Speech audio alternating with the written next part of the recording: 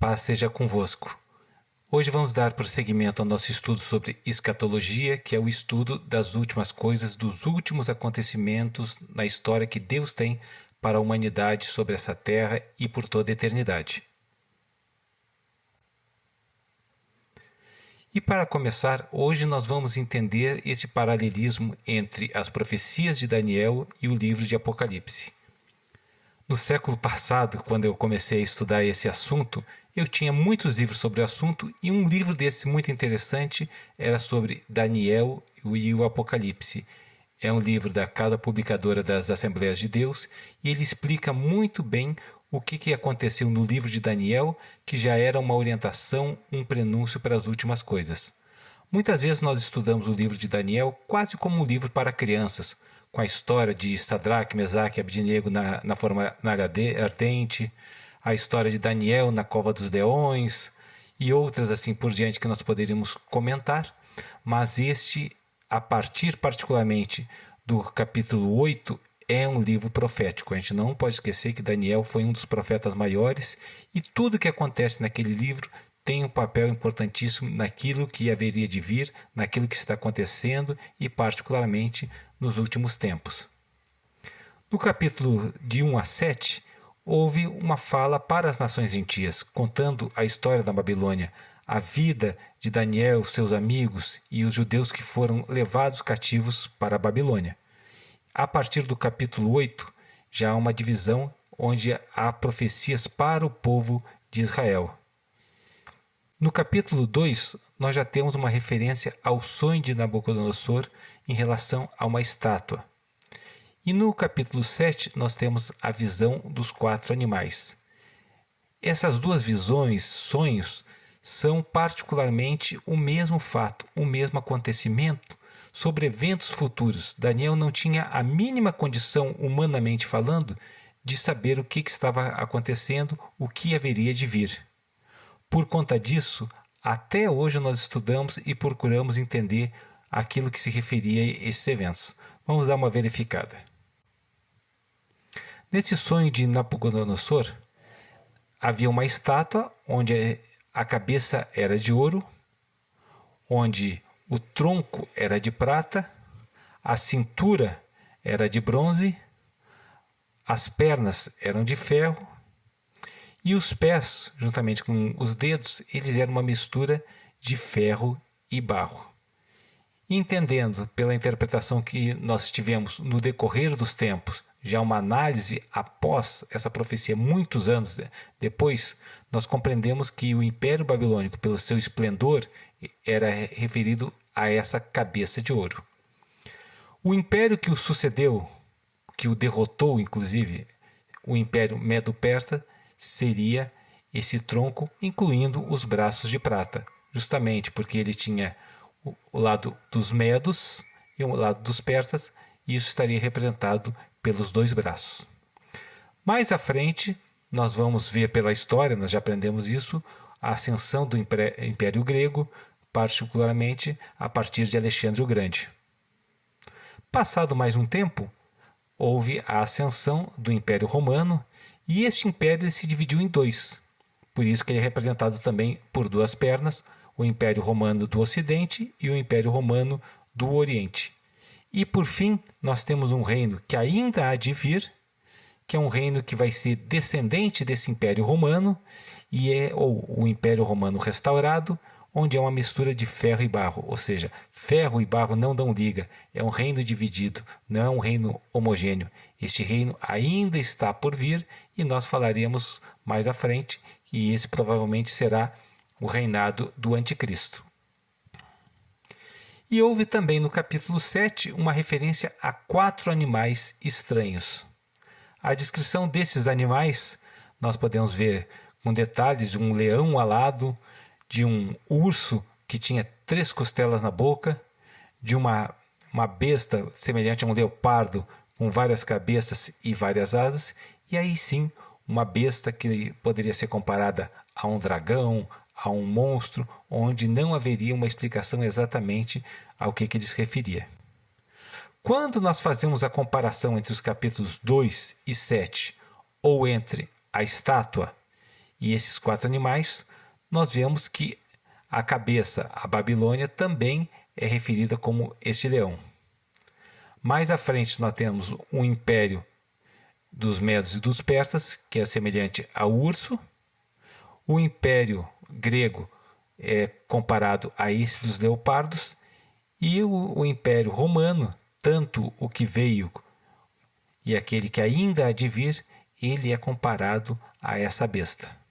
Essa figura talvez não esteja muito boa, de uma qualidade que deixa para a gente entender, mas nós vemos aqui, no decorrer dos tempos, qual que foi o período do Império Babilônico, do Império Persa, do Império Grego e do Império Romano. E este império que ainda está por vir, o Império Romano restaurado. Nós vamos entender sobre isso, este futuro, o porquê que esse tempo ainda não chegou, a partir da compreensão das 70 semanas de Daniel. Foi predito então que haveriam 70 semanas. Podemos considerar, já pela análise simbólica que nós temos do livro de Daniel, ou particularmente dos livros proféticos, que essa referência de semanas não são semanas de dias, mas semanas de anos. E começa a contar do tempo para Israel, ou seja, se está contando um tempo de Israel, não está contando o tempo para a igreja e nem o tempo para os gentios. Na análise escatológica, nós sempre temos que fazer essa distinção. O que é para Israel, o que é para a igreja e o que é para os povos gentios. E diz que seriam 7 semanas, ou 7 semanas de anos, 49 anos, desde a saída do cativeiro até a restauração de Jerusalém. Ou seja, o povo tinha sido levado cativo há pouco tempo, ficou cativo por 70 anos e somente aí começou a contar essas 7 semanas de anos. E aí sim, após a restauração de Jerusalém, a restauração dos muros, a reconstrução do templo, seriam 62 semanas até a vinda do Messias. 62 vezes 7, façam a conta para nós vermos o número de anos.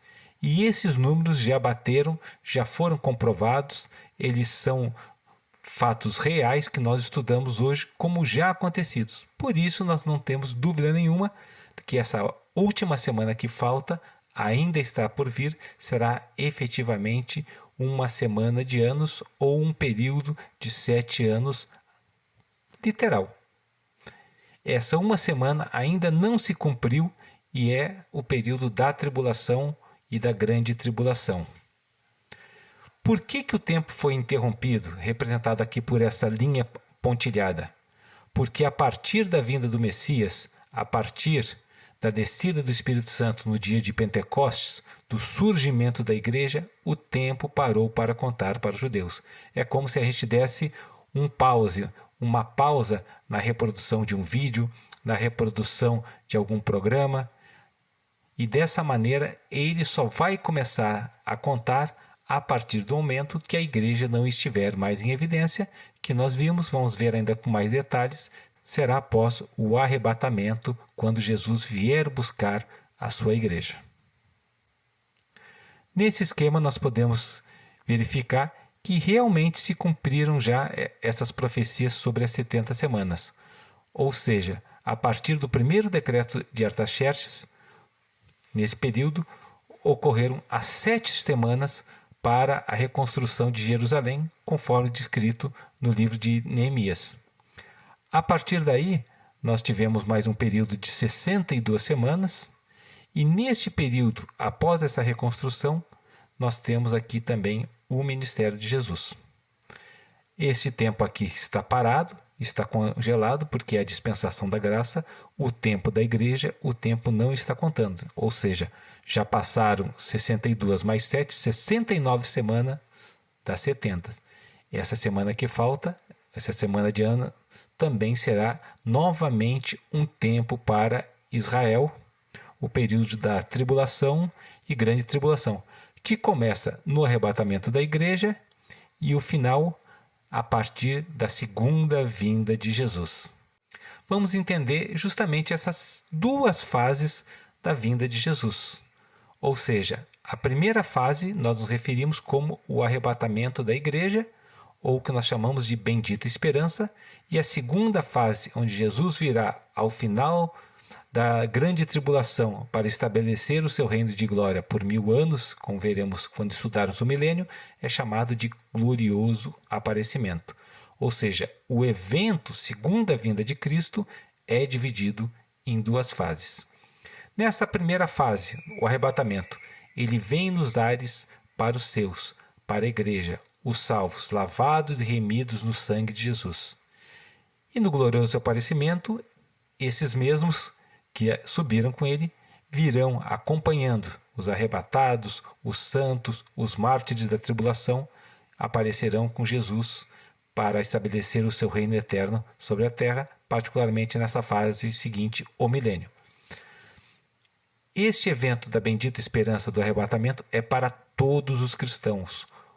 Não o cristão nominal, não o cristão de carteirinha, não aquele que frequenta uma igreja de qualquer denominação, mas aquele que foi lavado e remido no sangue de Jesus em todos os tempos. Já no glorioso aparecimento, aqueles que estiverem vivos, os santos, aqueles que estiverem fiéis a Jesus, não morrerão. Eles aguardarão também Jesus vir do céu com aqueles que morreram e foram ressuscitados nesse arrebatamento. A terra ainda não é julgada, porque muita coisa ainda vai acontecer.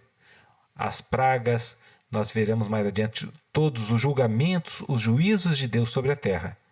E a partir daqui desse período, após toda essa situação complexa que vai acontecer sobre a terra, haverá efetivamente o julgamento da terra. A igreja, no arrebatamento, é levada para o céu.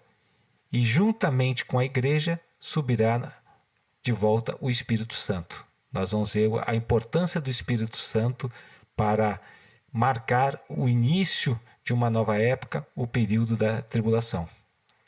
E agora, no glorioso aparecimento, Jesus vai estabelecer o seu reino na terra por 1000 anos. Virá com poder e glória, regerá as nações com cetro de ferro. Essa fase do arrebatamento, ela está próxima, a cada dia mais próximo. Mas o dia e a hora ninguém sabe, nem anjo algum, nem o Filho, somente o Pai. Então não vamos marcar datas, períodos, mas nós sabemos que está próximo e temos que estar preparados como cristãos. A segunda fase é após a grande tribulação. É o fato, o evento que dará fim à grande tribulação, onde Jesus vai concluir uma obra que havia sido iniciada. A fase do arrebatamento é somente para os cristãos, somente aqueles, como falamos, lavados e remidos pelo sangue de Jesus. E já no glorioso aparecimento será um evento para toda a humanidade. Toda a humanidade, todo aquele que estiver sobre a terra estará sob o domínio de Jesus, estará participando desse reinado de Jesus. Interessante aqui que a fase do arrebatamento é um tempo de alegria para os cristãos. E já a volta de Jesus para quem estiver aqui na terra e não estava seguindo, não andar no seu caminho, será um tempo de lamentação. Antes da tribulação, nós temos o arrebatamento, que é o que marca o período da tribulação, e após a tribulação, particularmente a grande tribulação, nós temos o glorioso aparecimento. Satanás não tem papel nenhum no arrebatamento. Ele vai estar assistindo ou sendo surpreendido, na realidade, porque ele nem desconfia do dia e da hora. E aqui nós vemos que após a vinda de Jesus com poder e glória, que Satanás será acorrentado e lançado no abismo por 1000 anos. Nós temos aqui as bodas do Cordeiro, ou seja, quando o noivo encontrará a sua noiva preparada, ataviada, que se encontrará com ele nos céus. E aqui a noiva vai descer com Cristo para a terra, para reinar, para acompanhar esse período, essa nova dispensação do milênio. Somente os cristãos verão Jesus. Os demais que estiverem aqui na terra vão se surpreender com o desaparecimento dos cristãos, vão se surpreender com os fatos, não vão ter uma explicação lógica, mas o glorioso aparecimento será um evento visível para todos. Todo olho verá. Assim como o relâmpago que sai do Oriente se mostra no Ocidente, assim é de ser a vinda do Filho do Homem. O arrebatamento, o início da tribulação, e o glorioso aparecimento, o término da tribulação e o início do milênio, uma nova dispensação. É interessante a gente entender os papéis de Jesus. Jesus como rei, que reinará com poder e glória. Jesus como o profeta. Vamos relembrar o nosso conhecimento que o profeta é aquele que anuncia a palavra de Deus. Jesus veio aqui como verbo vivo, ele era a própria palavra de Deus viva e foi o seu ministério de anunciar a palavra de Deus, de anunciar o reino de Deus, implantar esse reino e formar pessoas que prosseguiriam e anunciariam o seu nome, essa mesma palavra, no decorrer dos séculos. Como sacerdote, aquele que intercede por nós perante o Pai, aquele que a si mesmo se entregou por sacrifício para que nós pudéssemos ser salvos por toda a eternidade. De uma única vez, ele substituiu todo o sacrifício de animais, ou seja, ele celebrou o sacrifício e o sacrifício de si mesmo. E juiz, aquele que vai julgar. Nós temos uma passagem que fala que Jesus também é o nosso advogado, mas quando chegar nesse final dos tempos, Jesus se tornará o juiz, onde aqueles que aceitaram a palavra, aqueles que andaram nos seus caminhos, receberão a graça, a bênção, a unção, a recompensa, e aqueles que rejeitaram receberão a pena justa para o seu papel em relação à palavra de Deus. Interessante a gente entender, a volta de Jesus é o cumprimento de uma promessa. As bodas do Cordeiro, ou seja, a ceia, a celebração, a festa, isso é a parte que cabe à igreja. A igreja representando, então, uma noiva. De novo. Este é o papel que cabe à igreja. A igreja é representada pela noiva, aquela que vai se encontrar com o noivo, o Cordeiro, para celebrar a sua festa, a sua união, a sua vitória, a sua bênção. Para o povo de Israel, a restauração do povo de Deus, onde eles agora vão aceitar que Jesus é o Messias, vão reconhecer que Jesus é o Filho de Deus que veio ao mundo para a salvação de todo aquele que nele crer. E para os gentios, a sujeição ao Rei dos Reis e aguardando o julgamento. Consideramos aqui gentios aqueles que rejeitam a palavra de Deus. Mas mesmo assim, durante o milênio, durante o reinado de Jesus nessa terra, eles terão que se sujeitar. Não terão nenhuma outra opção.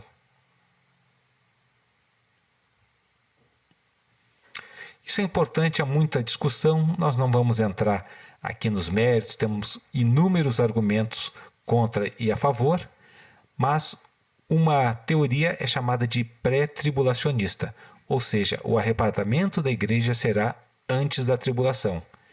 E outros são pós-tribulacionistas, eles acreditam que a igreja passará pela tribulação e somente depois haverá o arrebatamento e logo em seguida o aparecimento glorioso.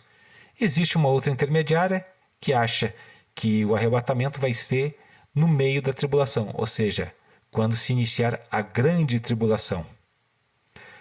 A Igreja do Evangelho Quadrangular, e o que eu creio, é justamente que é pré-tribulacionista, ou seja, o arrebatamento da igreja será antes da tribulação. Jesus falou: examinai as Escrituras, pois julgais ter nela a vida eterna. Elas testificam de mim, em verdade vos digo, quem ouve as minhas palavras e crê naquele que me enviou, tem a vida eterna, não entra em juízo, mas passou da morte para a vida. Como o período da tribulação é um período de juízo, é um período de castigo, é um período onde será manifesta a ira de Deus sobre o povo, o argumento mais lógico é que a igreja não passará, aqueles que já estão no caminho do Senhor. Mas não vamos discutir, nós partimos dessa premissa, né? Nossa análise toda desse estudo, na nossa apostila, na nossa disciplina, é pré-tribulacionista. A igreja foi arrebatada antes da tribulação. O tribunal de Cristo é um julgamento para os cristãos, para a concessão do galardão, ou a recompensa a cada um. O julgamento vai ser das obras e não do obreiro, porque ele já foi justificado pelo sangue de Jesus e receberá uma recompensa proporcional ao seu trabalho aqui na terra. E diz que alguns receberão ouro, prata e pedras preciosas e outros madeira, feno ou palha. Um exemplo bem simples: muitas pessoas conhecem a palavra de Deus numa fase da vida onde não tem mais tempo de fazer a obra de Deus. O ladrão na cruz, ele já estava crucificado, prestes a morrer, e Jesus falou: ainda hoje estarás comigo no paraíso.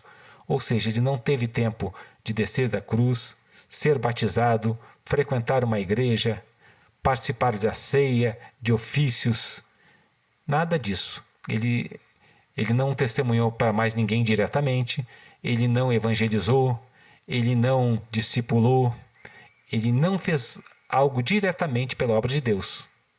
Por isso, se fosse ver por uma análise direta das suas ações aqui na Terra em vida, ele não teria um galardão muito grande. Assim como acontece com várias outras pessoas que serão salvas, que aceitaram Jesus como Salvador, mas não se empenharam para testificar, para fazer a obra de Deus. Por isso que essa divisão de categorias de recompensas ou galardão.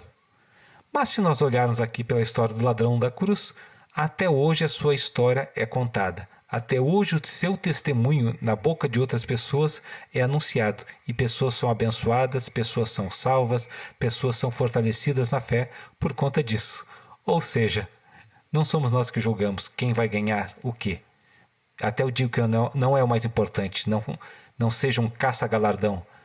Eu vou ganhar mais do que o outro, eu sou mais santo do que o meu irmão. Não, faça a obra de Deus, seja fiel a Deus, anuncie a palavra da verdade, e isso é o que interessa. E esse julgamento, a concessão, será algo natural, consequência de tudo aquilo de bom que nós já fizemos. A terra após o arrebatamento, teremos o período da tribulação e mais à frente a grande tribulação. Isso aqui tudo é assunto da próxima aula, onde eu vou aprofundar um pouquinho mais o que está acontecendo. E o propósito é que todas as profecias sejam cumpridas. Tudo que está escrito na palavra de Deus em termos de profecias, ou já se cumpriu, ou ainda vai se cumprir. Ou seja, podemos listar aquilo que não aconteceu ainda e ter certeza que vai acontecer. É um período de punição do pecado, ou seja, aqueles que rejeitaram a Jesus como único e suficiente Salvador, eles serão punidos pelo maior pecado, pelo grande pecado, que é não reconhecer Jesus como Filho de Deus, como Messias, e não aceitar o seu sacrifício na cruz para o perdão dos pecados. E o povo de Israel, que estava longe dos caminhos do Senhor, neste período ele vai se voltar a Jesus. Aqueles que estiverem sobre a terra, judeus, gentios, e os que vierem a reconhecer Jesus como Salvador de toda tribo, língua, povo e nação, estando sobre a terra, serão também provados. Passarão por situações difíceis, passarão por situações complicadas. Haverá dor, sofrimento, pranto, ranger de dentes. E esse período é a última chance para a decisão. Após a tribulação, a grande tribulação, não haverá mais nenhuma oportunidade para a salvação daqueles que rejeitarem. Quem for abençoado, quem buscar a presença de Deus, vai receber desde então a sua salvação e a sua ligação por toda a eternidade com Deus. E aqueles que rejeitarem arcarão com as consequências. E o plano de Deus, aí sim, na sequência, vai se encerrar.